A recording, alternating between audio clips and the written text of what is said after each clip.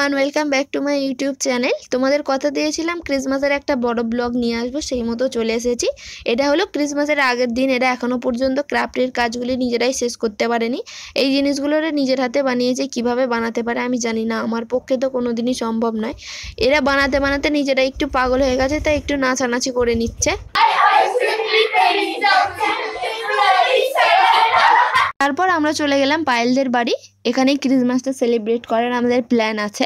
সবাই একে একে চলে এসছে ঘরটা সাজাবে বলে। এরা ছাড়া তো কোনো কিছুই সম্ভব নেই, আসলে এরাই প্ল্যান করে, আমি জাস্ট ভিডিও করি। এদেরকে হেল্প তো আমি কিছুই করতে পারি না। হ্যাঁ, তোমাদের মতো অনেকেই হয়তো ভাববে এটা কি ধরনের ক্রিসমাস সেলিব্রেশন, এতে না কোনো আছে জাঁকজমক, না কিছু হাইফাই। তবে কিছু মনে করো না, এই ছোট ছোট বাচ্চাগুলোর পরিশ্রম ও ভালোবাসা দিয়ে এই ছোট্ট ঘরে ক্রিসমাস সেলিব্রেশনটা আমাদের সকলের কাছে অনেকটাই দামি।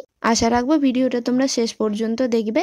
এরা মাঝে মাঝে একটু পাগল হয়ে যায়, সেটা ইগনোর করে ভিডিওটা দেখতে থাকো।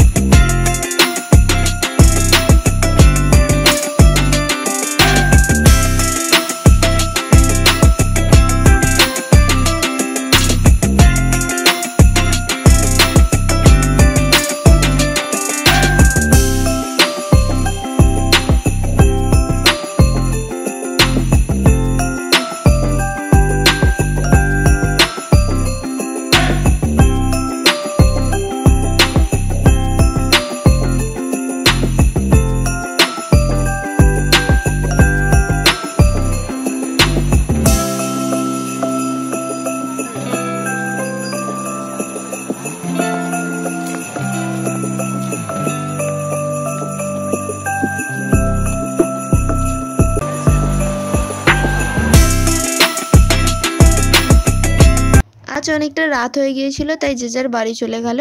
সাজানো কিছুটা বাকি আছে, সেটা কালকেই কমপ্লিট হবে। আজ সকালে উঠেই দেখি এরা আমার থেকে আগে উঠে ঘরটাকে আরো সুন্দরভাবে বেলুন টেলুন দিয়ে সাজিয়ে দিয়েছে। তোমরা দেখতে থাকো ভিডিওটা, আশা করছি খুব ভালো লাগবে।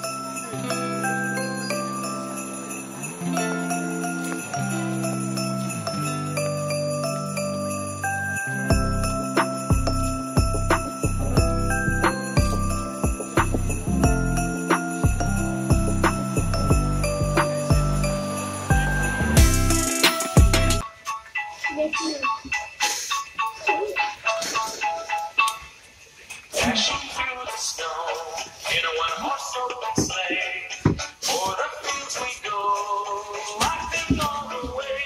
The bells are fun to ring, to make our spirits bright. What fun it is to rise!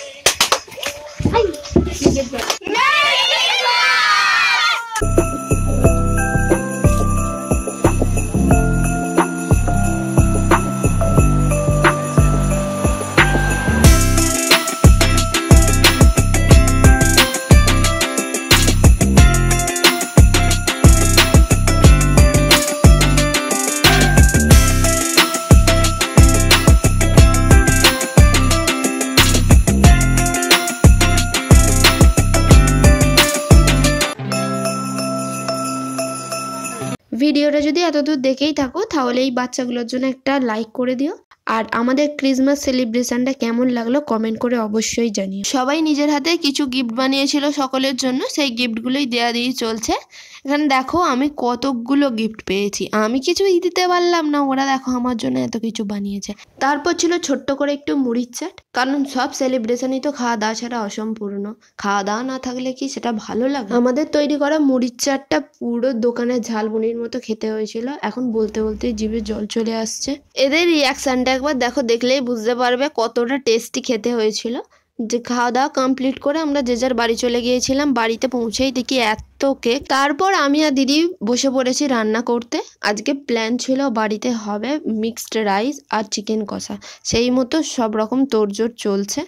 ভাতটা সিদ্ধ হয়ে গেলে সেটা নামিয়ে নিয়ে এবার মাংসটা কষিয়ে নেব। আর চিকেনে এক্সট্রা করে কোনো জল দেব না।